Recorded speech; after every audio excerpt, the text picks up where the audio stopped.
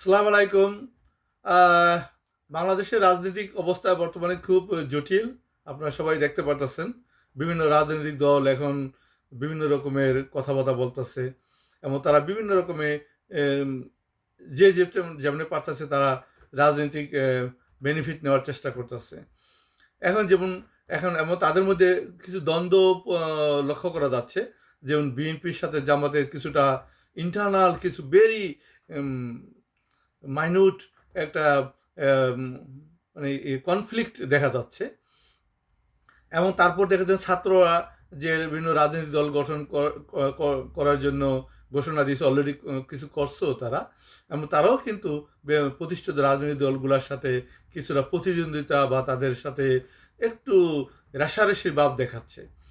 আসলে এই যে পরিস্থিতিটা, এটা কিন্তু তাদের ভিতরে যে একটা ঐক্য ছিল, ওই ঐক্যটাতে কিন্তু কিছুটা হলেও কিছু মানে দুর্বল হয়ে যাচ্ছে মনে হচ্ছে। কিন্তু আসলে তারা যে সফলতাটা এবার আসছে, এটা কিন্তু একদিনে আসেনি। বিএনপি গত 16-17 বছর যাবতেই এই আওয়ামী ফেসিবাদের বিরুদ্ধে আন্দোলন করে আসতেছিল।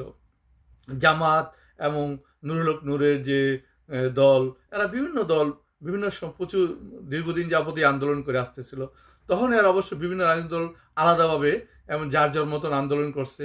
আর আওয়ামী লীগ একলা একলা তাদেরকে পেয়ে একদম পিষ্ট করছে আর কি, নির্যাতন করছে এবং অত্যাচার অত্যাচার করছে তাদেরকে।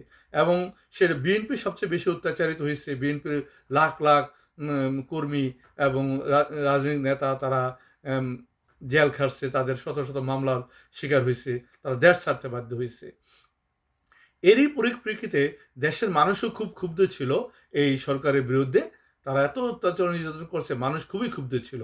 যখনই ছাত্ররা এই আন্দোলনটা শুরু করলো, তখন সবাই একসাথে যোগ দিয়ে আন্দোলনটাকে সফলতা আনছে।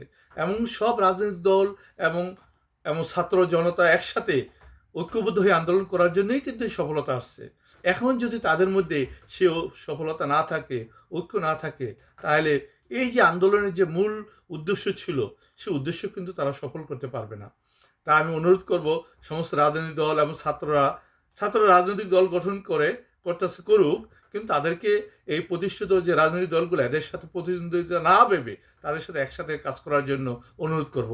আদারওয়াইজ তারা যেই লক্ষ্য নিয়ে আগাইতেছে বা তাদের যে লক্ষ্য নিয়ে আন্দোলন করছে, জুলাইয়ের যে আন্দোলন 2024-এর জুলাইয়ের যে আন্দোলন করা হয়েছিল, সেটা যে একটা লক্ষ্য ছিল, সেই লক্ষ্যে কিন্তু তারা পৌঁছাতে পারবে না। এবং কত শত শত লোক, হাজার হাজার লোক মারা গেছে, পঙ্গু হয়েছে, তাদের এই রক্তেরও কিন্তু প্রতিদান আমরা পাবো না।